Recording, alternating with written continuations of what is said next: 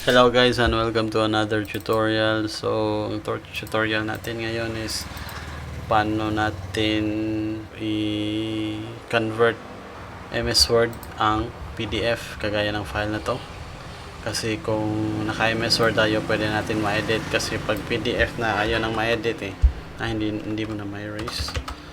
So, simple lang, right click yung PDF file, open with Word. Yan lang. Tapos yan, pwede na natin tong i-edit. Paano gawin PDF ang Word file? So, for example, itong file na to, gawin natin PDF. Simple lang. Kasi yung PDF kasi, nakalock na yung mga words, ayaw nang ma-edit. Hindi na ma-edit yun.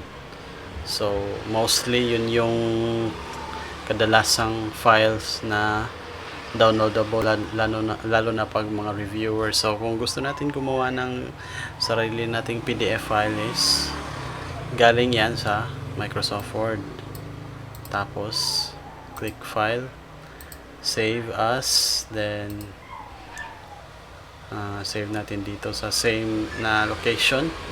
Tapos save as type, gawin nating PDF. So click save, then yan, may PDF file na tayo. So, ganun lang kasimple. So, I hope nakatulong tong tutorial na to sa inyo guys. Hanggang sa muli, keep safe and always God bless.